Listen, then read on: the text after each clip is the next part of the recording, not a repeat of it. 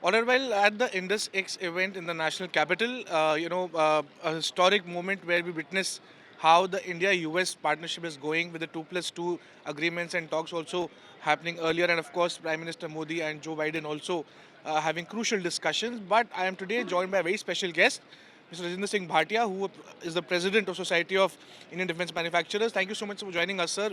INDUS-X at this point of time, I think is a very important event for the whole industry, both for the United States and for India as well.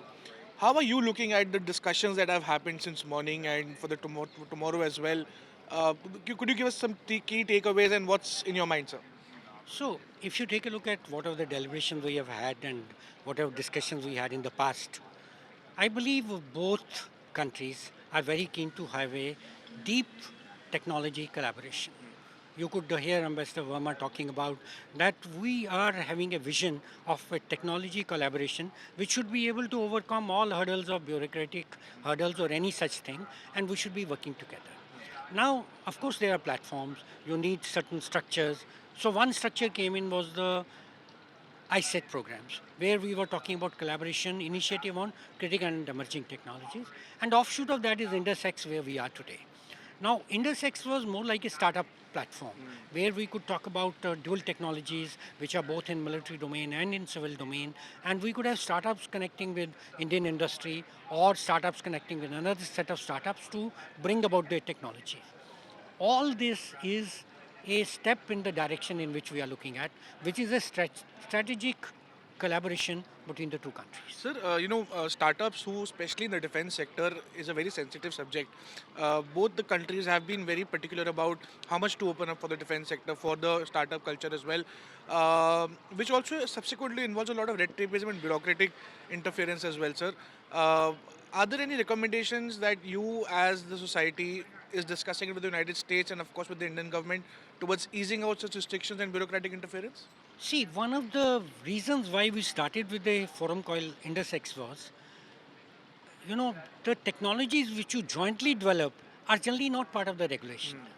So they are outside the regulatory mechanism because you have developed it. So that is the reason why this platform is less bureaucratic, will not require that kind of approval. If it is jointly developed, it can be jointly exploited. And those controls can come on only after development. So that is the reason why ISET platform has been taken or the INDUS-X platform has been taken. I do not see any problems coming up in this.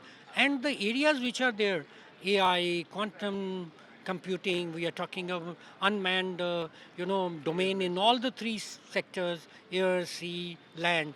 So I think these are the areas where regulatory mechanisms or problems will not come in the way. Sure. I think we should be able to make a significant progress in the years to come. Sure. Also, there were reports now these days that the government is eventually starting up the revamping of the Sukhois, and with the private sector involvement as well. So, definitely good news for private players, sir. But how uh, how good are you seeing in this? Because this is the need of the hour to ramp up our security mechanisms and our airplanes, aircrafts with about 56,000 crore rupees investments.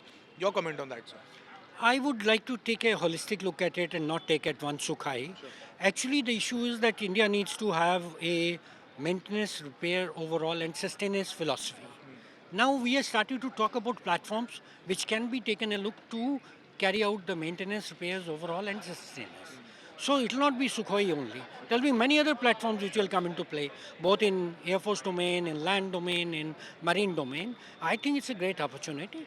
I think it will give a great impetus to private sector to come together and come forward and put together a holistic view of maintenance of the equipment in the country. I am sure you understand that the situation became worse because of the ongoing conflicts and supply chains getting into some kind of disruption. So we need to actually start doing it within the country.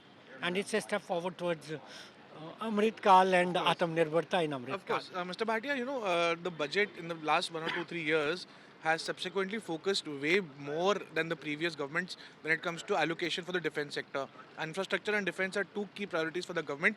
How well did you see the interim budget, and what are your expectations when the June budget comes in? What are you seeking there, sir? See, interim budget cannot be commented upon honestly because it is at the day interim budget. You will not be trying to create any waves.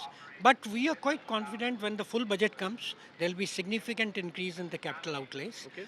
Today we have come to know that there is an increase overall, but how much in the capital, what is the allocation are yet to be known.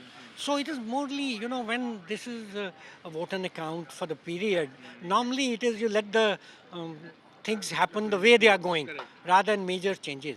We're expecting major changes in the budget, whichever is put up in June next year. Sure. And 2024, we are in the year, and how is the industry performing overall, sir? How is the order book looking like, to be in particular? Any significant strides that the industry is likely to make in this year, sir? I think the order books are looking good for defense. Indian industry has suddenly started to show a lot of, I would say, export orientation. Okay. And if you see that last year that India's exports had grown almost in the last 10 years by tenfold, from something like, in fact, maybe 20 folds, from 800 crores to 16,000 crores. And this year we are looking at this becoming 20,000 crores. So there is a 20% growth in exports. And I think this will get translated into, after all, it is coming out of the order book.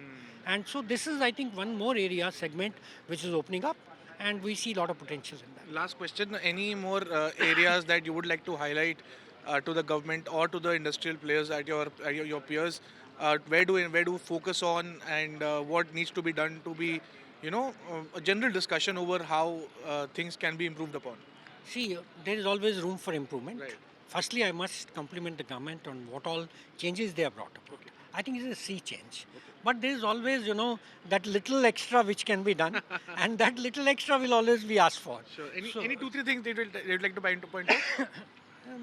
I don't think I can immediately Sure. mention that, but we as SIDM has given a lot of suggestions, Okay. and I think they are all being taken good care of. Sure, taken good care of is what the president of SIDM mentions about. Thank you, Mr. Bhatia, for My joining us. apologies. Take care of yourself. Thank you, sir.